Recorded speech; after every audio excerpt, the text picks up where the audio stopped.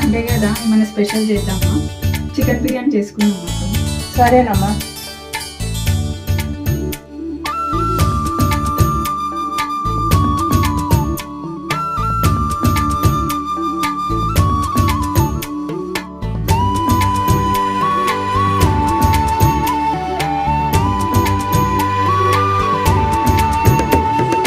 బొమ్మను గీస్తే నీలా ఉంది, దగ్గరకొచ్చి ముద్ది మంది, సర్లే పాపం అని దగ్గరికెళితే దాని మనసే నీలో ఉందంది.